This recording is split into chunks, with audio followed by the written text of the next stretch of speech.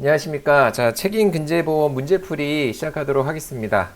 첫 번째 시간인데, 일단 전반적으로 좀 진행할 수 있는 순서를 좀 말씀을 드리면, 처음에는 오늘 첫 시간에는 손해배상금 산정 방법에 대해서 한번 리뷰를 해보고, 예, 그리고 연습을 간단하게 하고 나서, 그 다음에 이제 테마별로 사례를 볼 건데요. 첫 번째 테마는 가장 기본적인 영업배상 책임보험 사례에 대해서 좀 문제풀이를 할 것이고, 그리고 두 번째 시간에는 기타 보험, 그리고 세 번째 시간, 네 번째 시간에는 의무보험인데, 이제 의무보험은 아무래도 우리 일반 보험하고는 풀이법 자체가, 법리라든지 풀이법 자체가 좀 달라서 이렇게 좀 구분을 해봤고요. 그리고 다섯 번째, 여섯 번째는 근제보험 사례 문제풀이로 진행을 하도록 하겠습니다. 자, 첫 번째로 손해배상금 산정 방법에 대해서 한번 리뷰를 해볼 건데,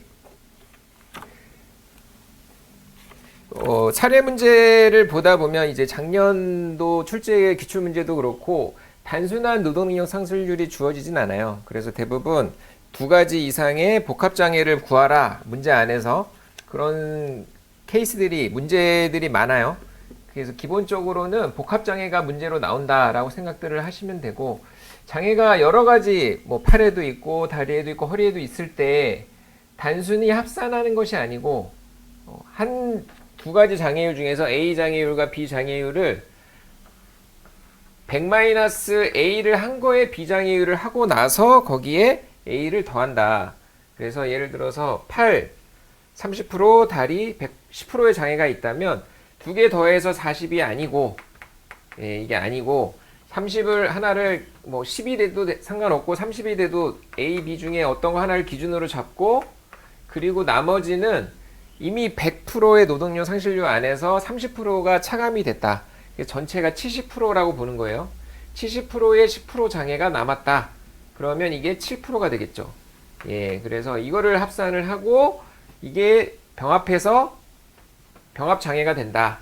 요거는 이제 기본적으로 가장 이제 장애율 구하는 데 있어서 기본이 되고, 만약에 C 장애율이 있다.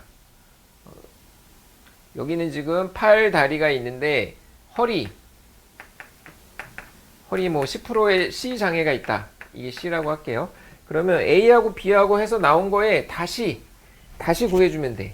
그래서 37 플러스 100 마이너스 37 한 거에 10%. 뭐 이거는 뭐 계산하기가 좀 복잡하긴 하겠지만 63의 10%니까 6.3%가 되겠죠. 그래서 이것과 이거를 더한 거, 그러면 69. 여기다 6.3을 더하니까 43.3, 이런 식으로 나오는 거예요. 그래서 두 개든 세 개든 결국에는 방식은 똑같다. 세 개짜리는 두 개짜리 한 거에 다시 한 번 더 병합을 해주면 된다. 이렇게 생각하시면 되고, 그래서 문제에서 따로 주어지지 않더라도 이런 식으로 장애가 두 개, 세 개가 나오면 이런 식으로 계산을 해야 된다라는 거고요. 일시수입에 대해서 말씀을 드리면 사망의 경우와 부상의 경우가 다르다는 거예요. 사망의 경우는 월 현실소득액을 기준으로 삼아서 3분의 2, 이게 바로 생계비 공제입니다. 생계비 공제는 3분의 1에 대해서는 내가 입고 쓰고 뭐 자고 뭐 하는데 어느 정도는 소요가 될 것이라는 가정하에 3분의 2만 적용하는 것이 우리 보편적으로 좀 타당하다라고 보는 거예요. 거기에다가 H계수를 곱해 주는데, 이 H계수는 호프만 계수입니다. 그래서 중간이자 공제라고도 표현을 하는 거죠. 우리가 1년, 2년, 3년, 4년, 5년 이런 식으로 연차가 쌓일 때 매해 R%의 이자가, 단위 이자가 붙는다고 가정을 하는 거예요. R% 2년이 되면 2R%, 뭐 3년이 되면 3R%. 보통 이제 R이 5% 정도를, 법정이자를 5% 정도로 봐요. 그럼 매년 5%, 5%, 5% 이런 식으로 이자가 증가될 것이다. 가만히 뒀을 때. 가만히 뒀을 때 이자가 증가될 것이다. 그러면 이 미래 시점에 가만히 둬도 이자는 쌓이는 거네. 이자만큼을 공제하고 이 시점으로 환원시키는 겁니다. 그래서 우리 현재 가치, 미래 가치라고 보면 돼요. FV가 현재 가치고 PV가 현재 가치고 FV가 미래의 가치라고 보면 우리 FV는 1 플러스 RN 곱하기 PV가 되는 거예요. 그러니까 여기서 R이 이자율이고 N이 연수입니다. 연수. 1년, 2년, 3년, 4년 이런 식으로. 그래서 이 현재 가치로 다시 환원시키려면 얘를 돌려. 그래서 FV를 1 플러스 RN으로 나눈 것이 PV가 되는 거예요. 우리가 뭐 사실 수학 시간은 아니니까, 근데 원리는 이렇다.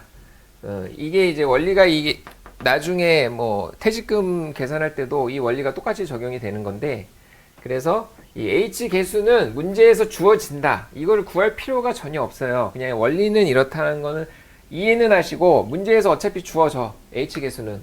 사망에서 가동 기간까지 종료까지 이 계수를 주어지기 때문에 우리는 그냥 그대로 적용만 하면 된다.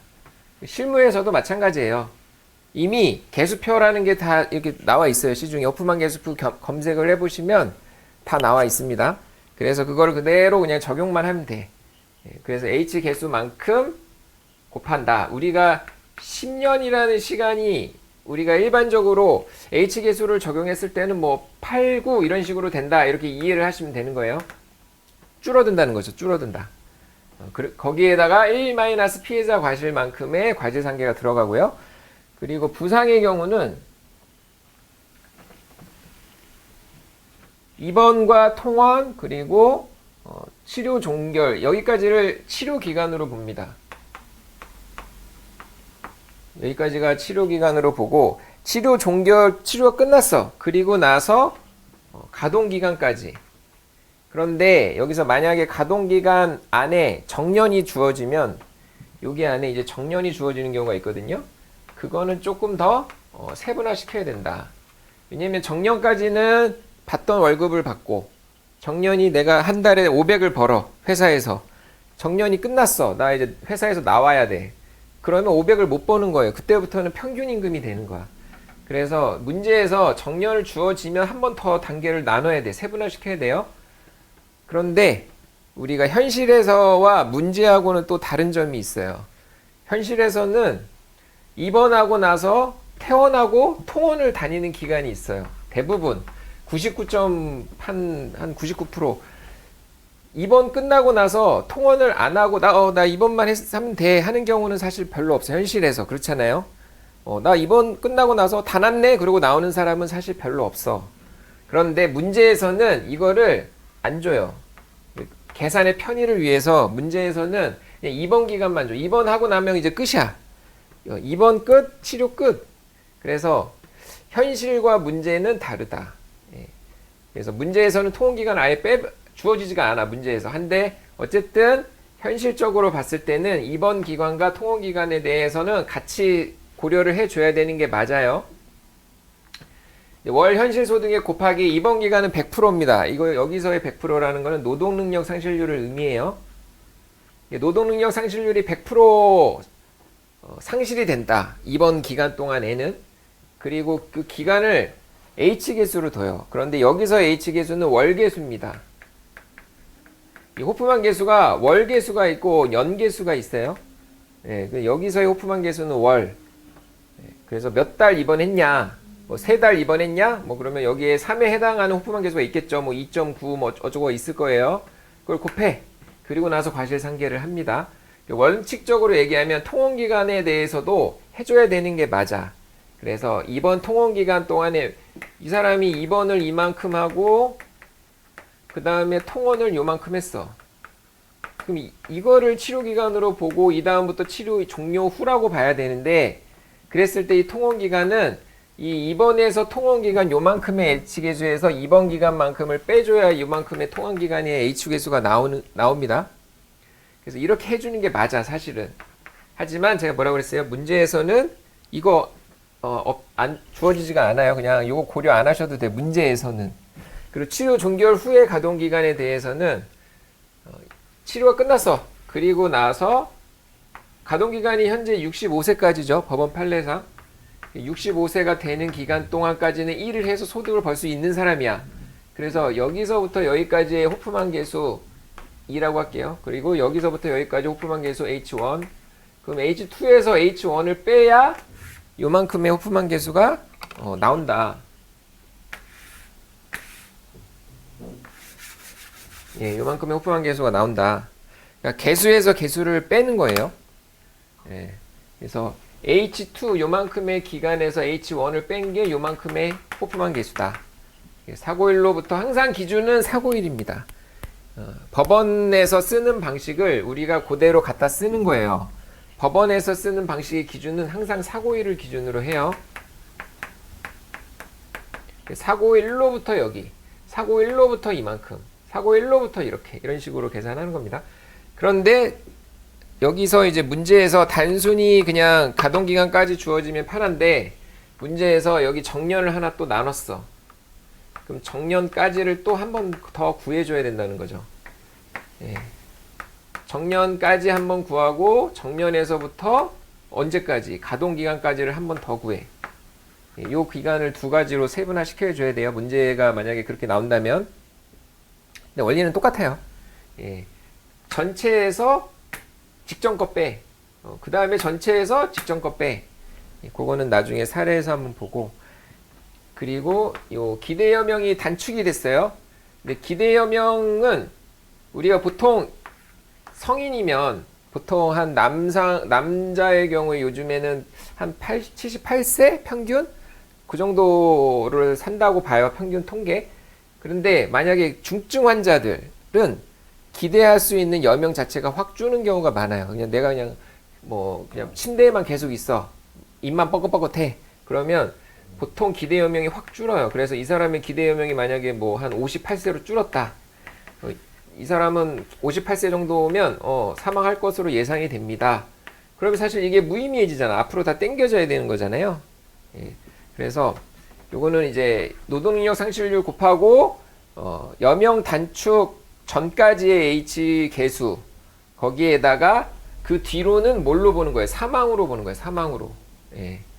여명까지가 지나면 이 사람은 그냥 사망 상태다 이렇게 보는 거예요. 58세 이후로 이 사람은 그냥 죽었다고 보고 그 뒤로는 현실 소득액에다가 3분의 1을 곱한 거에 H 개수를 적용하는 겁니다.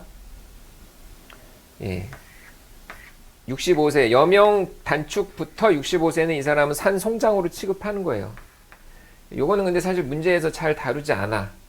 그냥 참고로 아시면 되는데 사례 문제에서 여기까지 다루면 좀 복잡해서 지기도 하고 잘 다루진 않아요. 그런데 어쨌든 그 원리는 이해를 하시고 그리고 일실퇴직금이라는 게 있는데 우리 회사원들 퇴직금이 보장이 됩니다. 그런데 갑자기 사고를 당해서 회사를 다닐 수가 없어. 일도 못해. 그러면 내가 이 사고가 없었더라면 받을 수 있었던 퇴직금도 일실 소득 중에 하나로 보는 거예요. 그랬을 때 일실 퇴직금을 산정하는 원리는 이 사람이 이제 입사를 하고 여기서 사고를 당했어요.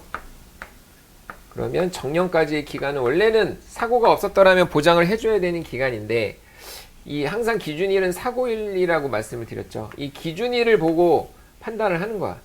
이 사람이 받을 수 있었던 퇴직금은 요만큼이에요. 요만큼. 요만큼에 대한 퇴직금을 산정을 해줘야 되는데 마찬가지로 여기에 대해서도 중간이자 공제를 해줍니다. 이 시점에서 받을 퇴직금을 요 사고일 기준으로 땡겨오잖아. 이 FV 미래가치에 대해서 PV로 땡겨와야 되잖아. 그러면 뭐라고 그랬죠? PV는 1 플러스 RN 분의 FV라고 했죠. 이 공식을 여기다가 적용을 하는 거예요. 그래서 입사를 했을 때부터 정년까지의 퇴직금 요만큼에서 정년까지 예상되는 퇴직금이 있을 거 아닙니까? 거기에 대해서 중간이자 계수 공제를 해줘야 되는데 여기서 헷갈려하는 것 중에 하나가 중간이자 계수 공제를 여기서부터 여기까지가 아니라 요만큼 항상 사고일 기준으로 요만큼만 중간이자 계수를 공제해 주는 거예요. 그래서 자녀 재직 기간에 대해서만 이 R이 5%고 N이 연수인데 예, 잔여 재직 기간 여기서 들어가는 N이 잔여 재직 기간입니다.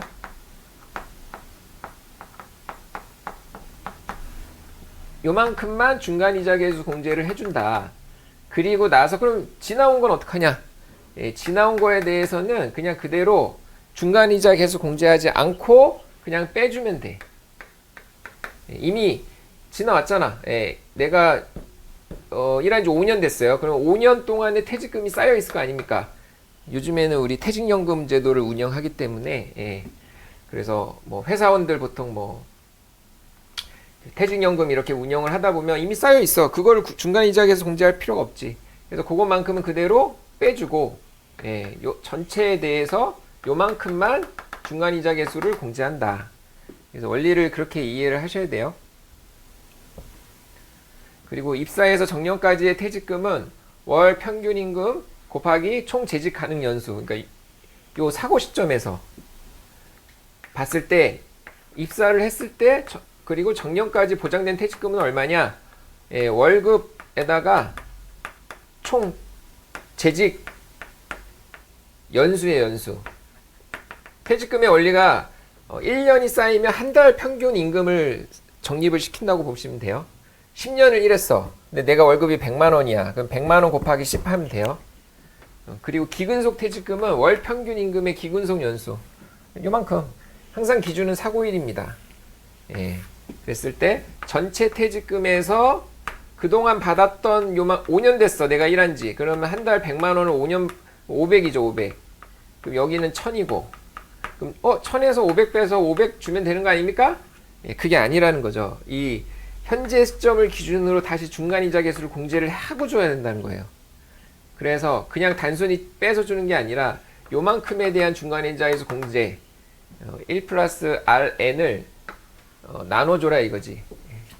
전체 근데 이제 또 전체에 대해서 요 중간이자 계수 기간은 요만큼인데 기준은 또 전체 금액입니다. 그러니까 헷갈리시면 안 돼요.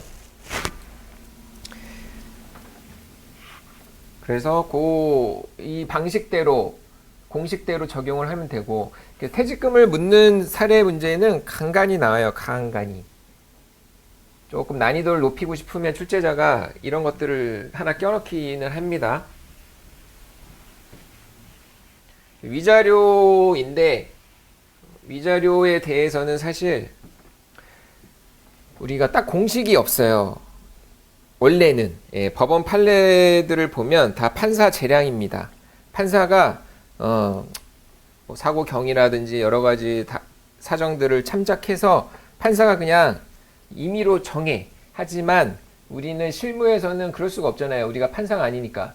그래서 실무 방식은 어느 정도의 공식을 적용하는데 그게 이제 서울중앙지방법원에서 편의를 위해서 위자료 적용하는 공식을 쓰고 있어요. 그걸 그냥 갖다 쓰는 거야. 실무에서는. 그래서 보험 실무에서는 대부분 이거를 갖다 씁니다.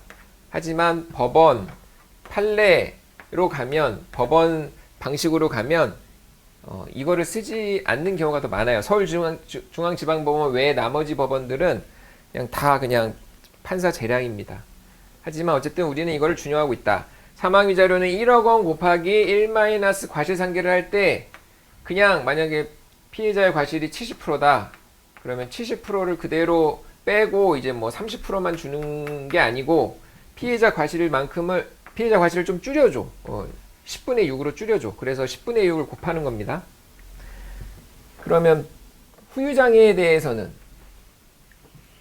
1억 곱하기 노동능력 상실률 10%다. 그러면 10% 곱하기 1 마이너스 피해자 과실에 다시 0.6입니다. 그리고 여기에는 다루지 않았지만 부상위자료라는 게 있어요. 3번 사망위자료, 부상위자료. 여기는 이제 장애위자료라고 면밀히 얘기하면 장애위자료죠. 장애위자료. 근데 장애가 없는 순수 부상도 있을 거 아니에요. 뭐 어디 얼굴이 좀 까졌다든지 뭐 찰과상이 났다든지 뭐 팔목이 뭐 염자가 됐다든지 그냥 단순 부상 위자료는 실무적으로 보통 이제 진단 주수나 이제 회사별 부상 등급을 적용해요. 이거 그냥 참고로 실무를 하시는 분들은 다 아실 건데 수험생이나 실무를 안 하시는 분들은 모르시니까 말씀을 드리는 거예요. 그래서 보통 이제 부상위자료, 순수 부상위자료는 뭐 진단 주수 주당 얼마, 뭐 아니면 부상 등급, 뭐 1급에서 14급 이런 식으로 회사의 내부 어떤 기준이 있다.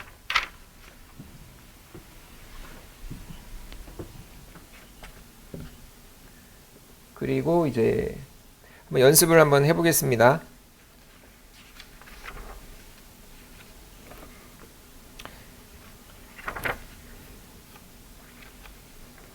첫 번째는 갑의 건물 안에서 넘어져 부상을 당했는데, 갑에서 부상을 당했는데 건물 바닥을 제대로 청소하지 않아 미끄러지면서 노동력 상실률 20% 연구 장애를 받았다. 총 입원 기간은 12개월이고 통원 기간은 12개월이고 사고일로부터 65세까지 100개월이다. 65세가 정년이니까 가동기간이 100개월이란 얘기고 월 평균 임금은 200만 원이고 호프만 개수는 12개월일 때 10일, 24개월일 때 22, 100개월일 때 92 이거를 적용하라. 문제에서 보통 사례 문제를 보면 이런 것들은 다 기초 자료로 주어집니다. 이제 기초 자료를 가지고 적용을 시키는 거예요. 그래서 여기서 문제 자체가 이제 상실 수익액을 구하시오라고 했으니까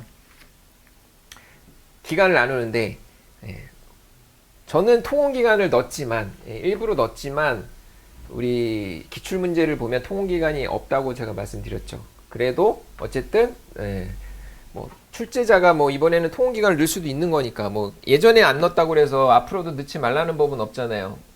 근데 어쨌든 이번 기간에 대해서는 노동능력 상실률이 항상 100%다.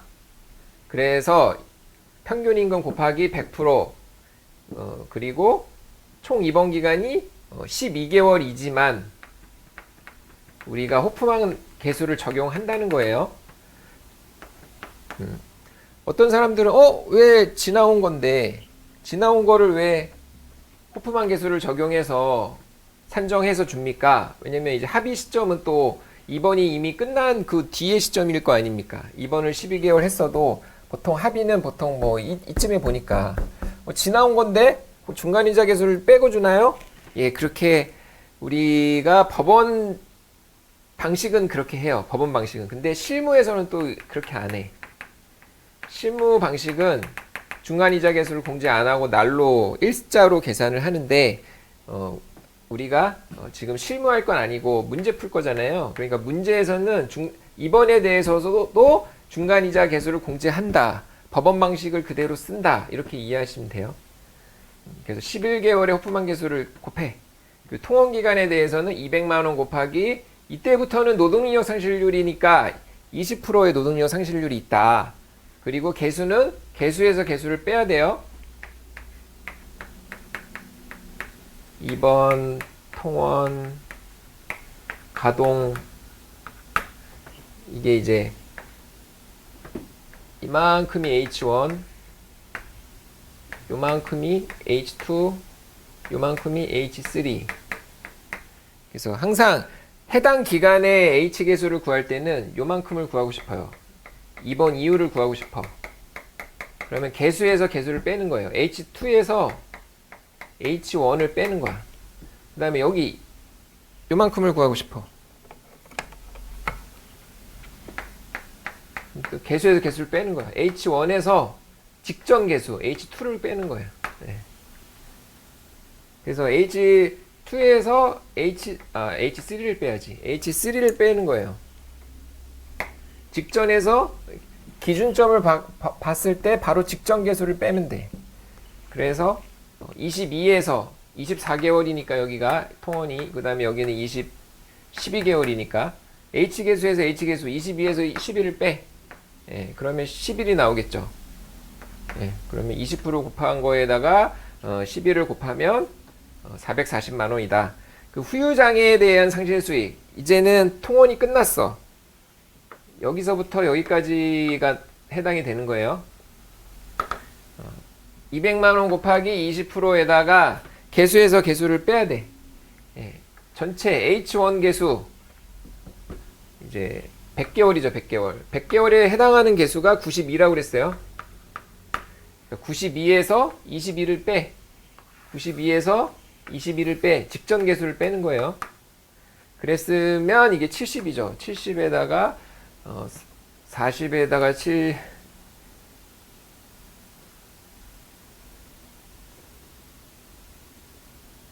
40에다가 70 곱하니까 2800. 예, 이렇게 나옵니다. 그래서 항상 이 개수에서 개수를 뺀다. 기간은 H개수는. 그리고 문제를 약간 이제 여기서 이제 변형이 들어가요. 기본은 이거예요. 변형이 넣어봤자 뭐가 들어가겠어. 예. 가동기간 안에 정년을 하나 준다든지 아니면 소득을 가동기간 동안에 정년까지의 소득과 정년 이후의 소득을 다르게 준다라든지 아니면 노동력 상실률을 막 2개, 3개 줘가지고 헷갈리게 만든다든지 그리고 또 헷갈리게 할 수 있는 장치가 뭐 퇴직금을 준다든지 여기다가 이런 식으로 출제자가 하나, 두 개씩 이렇게 난이도를 높이기 위해서 하나, 두 개 추가하는 거예요. 기본 원리는 똑같아.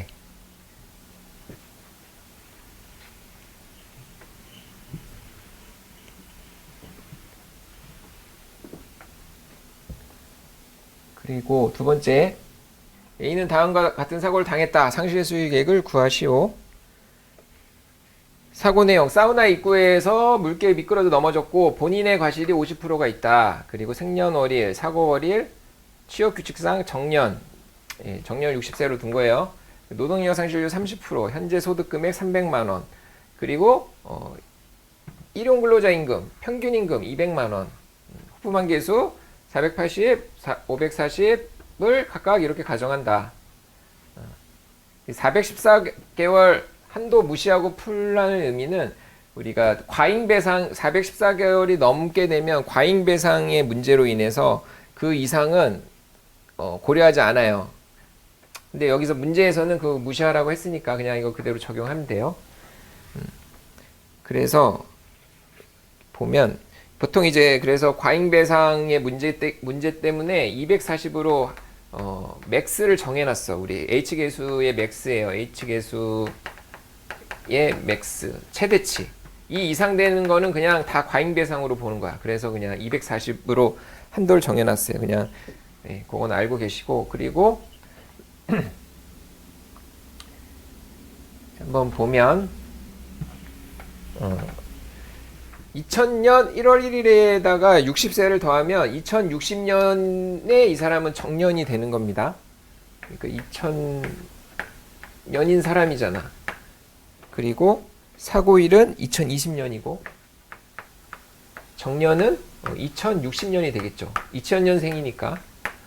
그랬을 때 이미 여기에 대해서는 호프만 계수가 여기서 하나 나올 거고 그리고 정년까지 호프만 계수가 또 나올 거잖아요.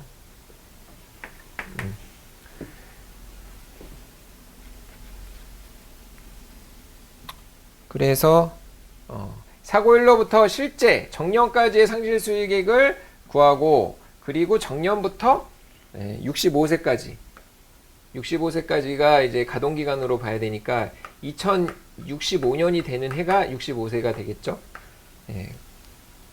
그러면 여기서부터 여기까지의 후반 계수가 하나 더 나와줘야죠.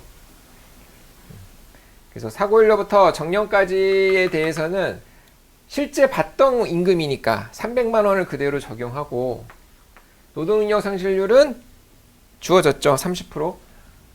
그리고 호프만 계수, 정년까지의 호프만 계수가 400이라고 주어졌으니까 그냥 400을 그냥 적용하라 이 얘기예요. 여기는 지금 문제를 심플하게 만들기 위해서 뭐 빼고 이런 거를 제가 일부러 안 넣었어요. 그냥 연습이니까. 연습이니까 원래는 여기 호프만 계수에서 뭐 앞에 거 입원 기간이라든지 이런 거 빼고 해야 되는데 굳이 여기 연습이니까 그냥 단순하게 하기 위해서 이렇게 했고 그 다음에 과실상계를 해주는 겁니다. 그리고 정년부터는 예, 여기서부터 여기까지에 대해서는 여기서 이제 개수에서 개수를 빼야지. 예. 가동기간까지 오프만 개수가 500이고 정년까지가 400이니까 예, 이거 빼주면 100이 나오겠죠. 예. 그래서 100만큼의 개수를 곱하고 과실상계를 해준다. 예, 이렇게 해주면 되고, 그러니까 요거는 이제 정년 이후 가동, 예, 요거를 이제 구분한 거예요. 세 번째는 이제 퇴직금 연습입니다. 퇴직금에 대해서 첫 번째, 평균 임금이 10만 원인 사람이 입사일부터 퇴직 시까지는 20년이 걸린다. 그런데 사고일로부터 65세까지는 10년이 걸린다. 그래서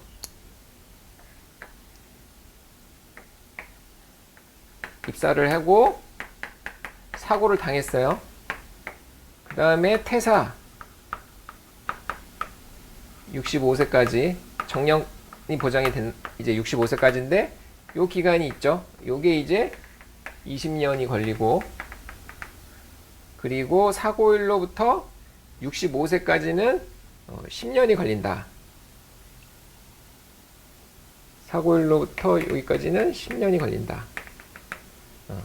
기근속 퇴직금 입사에서부터 사고일까지 기준으로 봤을 때 1,000만 원.